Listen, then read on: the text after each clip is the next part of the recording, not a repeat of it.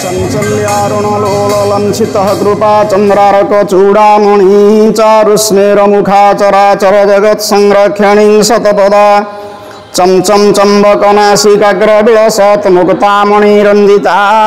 श्रीशैलस्थलवासिनीं भगवती श्रीमातरं भावयेत् अंगहरे पुलकभूषण आश्रयन्ती भृंगांगनेव मुकुलाभरणं तमालम्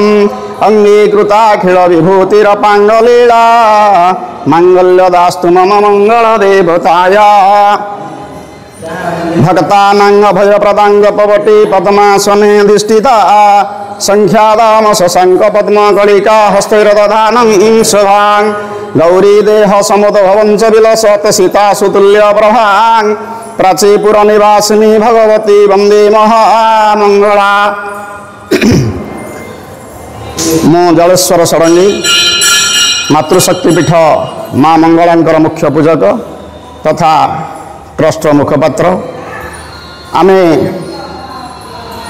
मातृशक्तिपीठ माँ Mangla YouTube channel द्वारा समस्त श्रद्धालु भक्त मानक जणाई देवाक चाहूँ कि पूर्व वर्ष भली ए वर्ष मध्य आमर रीतिनीति नियम अनुसार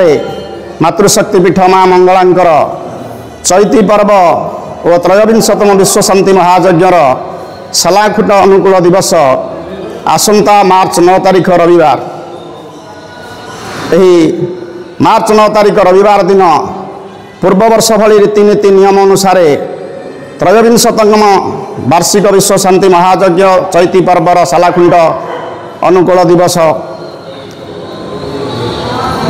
अनुष्ठित करा तेणु समस्त श्रद्धालु भक्त माने उक्त दिन उपस्थित रही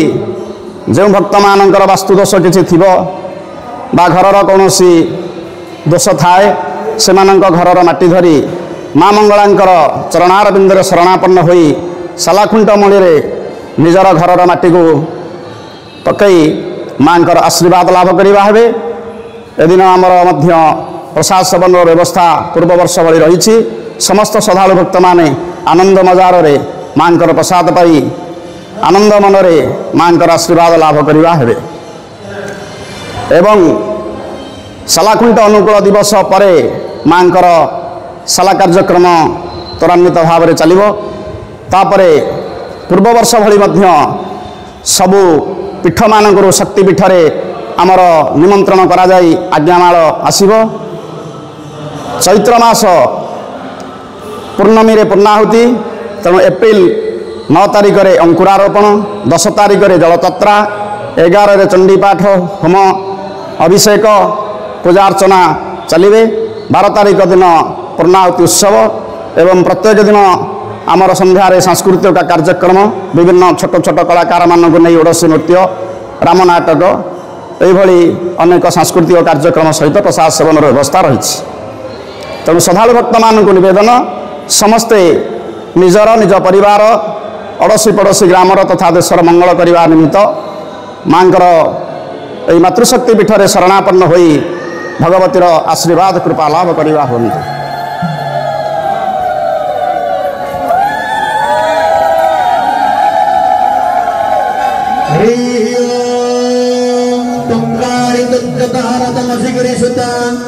सुंदरी भैरवी दुर्गा छिन्नमस्तात् महिजहोना लक्ष्मी शिवा भूमा मातंगिनी तमसि जगगणा मंगलादिष्टवाच्या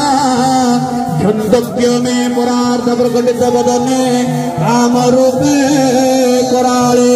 बोलानंदे पवार हरि याशा पद्मासनस्थां विपुलकटितटे पद्मभद्रा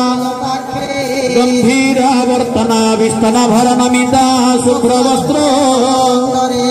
लक्ष्मी दिव्यै गजेन्द्रै मणिगणखचितै स्नापिता हेमकुण्डै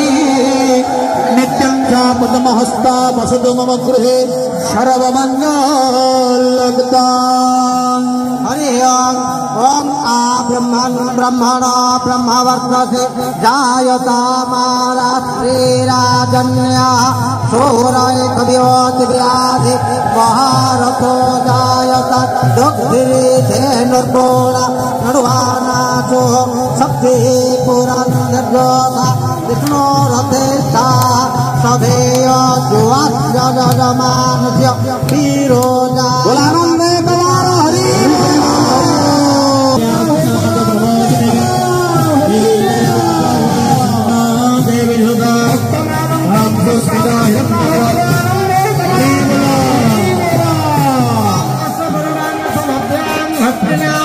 प्रमोदनी प्रियं देवी मुपवे सिंहा देवी युदान तां सुस्मिता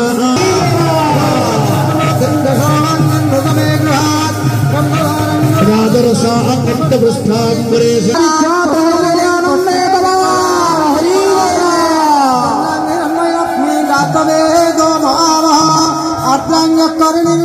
सुवर्णांगे ममालिनी सूर्यांगिरन्मय लक्ष्मी जातवे